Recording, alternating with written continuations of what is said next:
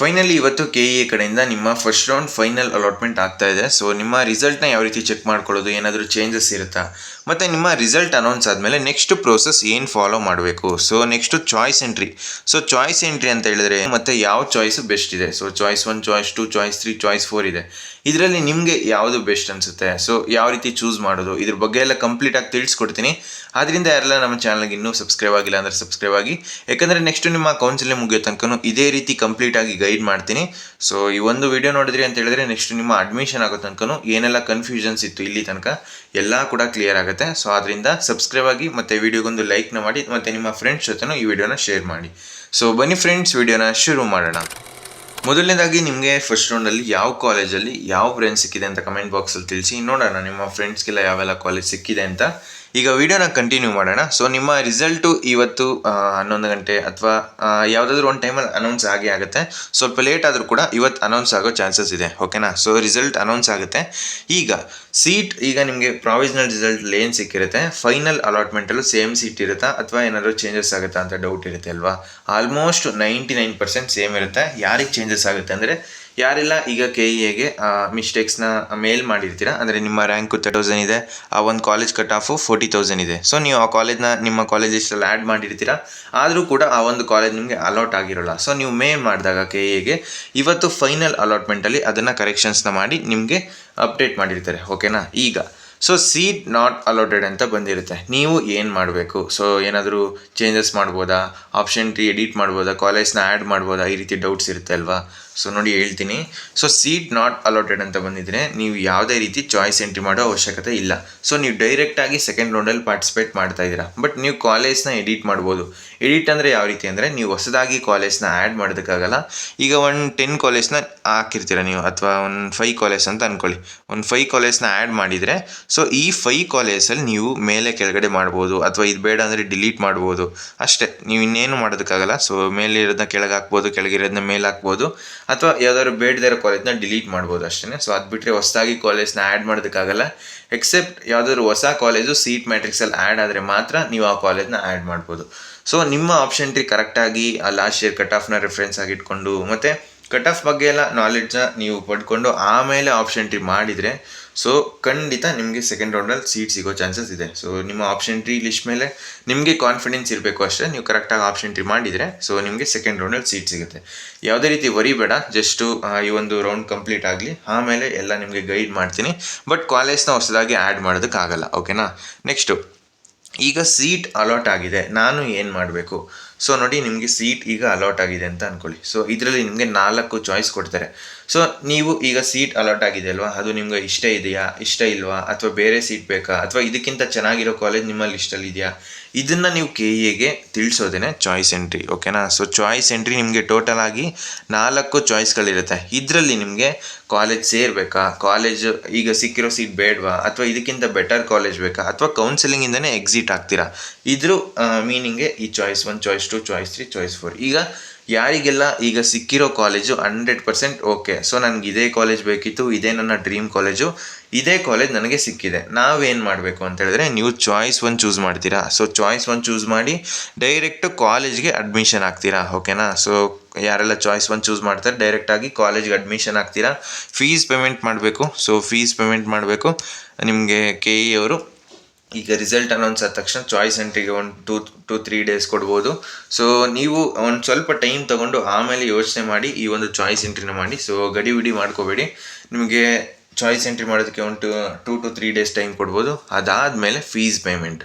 So fees payment ಯಾರೆಲ್ಲ choice 1 choose ಮಾಡ್ತೀರಾ, ನಿಮಗೆ ಫೀಸ್ ಪೇಮೆಂಟ್ ಮಾಡೋ ಒಂದು ಆಪ್ಷನ್ ಇರುತ್ತೆ. ಸೊ ನೀವು ಫೀಸ್ ಪೇಮೆಂಟು ಆನ್ಲೈನ್ ಮುಖಾಂತರನಾದ್ರು ಮಾಡ್ಬೋದು, ಅಥವಾ ಚಲನ್. ಸೊ ಚಲನ್ ಮುಖಾಂತರನಾದ್ರು ಮಾಡ್ಬೋದು. ಅದ್ರ ಬಗ್ಗೆ ಲೈವ್ ಡೆಮೋ ಮಾಡಿ ತಿಳಿಸ್ಕೊಡ್ತೀನಿ.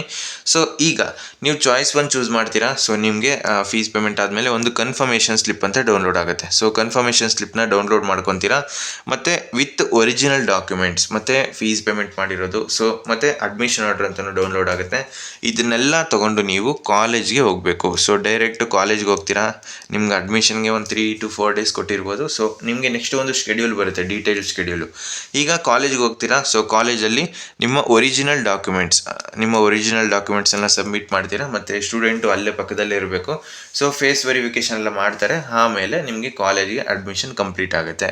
ಆಮೇಲೆ ನಿಮಗೆ ಒಂದು ಏನೆಲ್ಲ ನೆಕ್ಸ್ಟ್ ಪ್ರೋಸೆಸ್ ಇರುತ್ತೆ ಅದು ನಿಮಗೆ ಏನು ಅಪ್ಲಿಕಬಲ್ ಆಗೋದಿಲ್ಲ. ಅಂದರೆ ನೀವು ಕೌನ್ಸಿಲಿಂಗಿಂದನೇ ಎಕ್ಸಿಟ್ ಆಗ್ತೀರಾ. ಚಾಯ್ಸ್ 1 ಚೂಸ್ ಮಾಡಿ ನೀವು ಕಾಲೇಜ್ಗೆ ಅಡ್ಮಿಷನ್ ಆದರೆ ಸಾಕು. ನೆಕ್ಸ್ಟು KE ಕಡೆಯಿಂದ ಏನೇ ಅಪ್ಡೇಟ್ ಬಂದರೂ ಅದು ನಿಮಗೆ ಅಪ್ಲಿಕಬಲ್ ಆಗಲ್ಲ. ಸೊ ನೀವು ಡೈರೆಕ್ಟಾಗಿ KE ಕೌನ್ಸಿಲಿಂಗಿಂದ ಎಕ್ಸಿಟ್ ಆಗ್ತೀರಾ. ಇಷ್ಟೇ choice 1. Next choice 2. So choice 2 ಅಂದರೆ ಏನು ಮಾಡೋದು, ಈಗ ನಿಮಗೆ ಸೀಟ್ ಸಿಕ್ಕಿರುತ್ತೆ. ಸೊ ಯಾವುದೋ ಒಂದು 5 ಕಾಲೇಜ್ ಹಾಕಿರ್ತೀರ ಅಂತ ಅಂದ್ಕೊಳ್ಳಿ.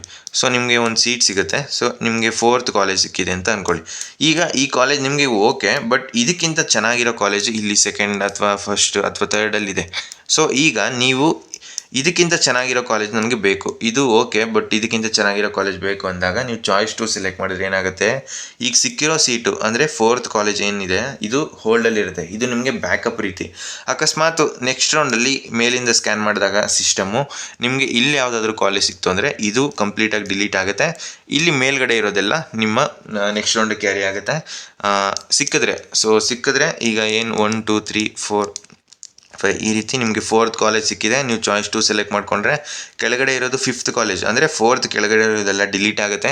ನೆಕ್ಸ್ಟು ಸಿಸ್ಟಮ್ ಮೇಲಿಂದ ಚೆಕ್ ಮಾಡ್ಕೊಬಂದಾಗ ಇಲ್ಲಿ ಯಾವುದಾದ್ರೂ ಅಲಾಟ್ ಆಯಿತು, 1st 2nd 3rd ಯಾವುದಾದ್ರು ಅಲಾಟ್ ಆಯಿತು ಅಂದರೆ ಈಗ 4th ಏನು ಬ್ಯಾಕಪ್ ಇತ್ತು ಅದು ಡಿಲೀಟ್ ಆಗುತ್ತೆ. ಮತ್ತು ಈಗ ನೀವು ಚಾಯ್ಸ್ 2 ಸೆಲೆಕ್ಟ್ ಮಾಡ್ತೀರಾ, ಈ ರೀತಿ ನಿಮ್ಮ ಆಪ್ಷನ್ಸ್ ಇರುತ್ತೆ.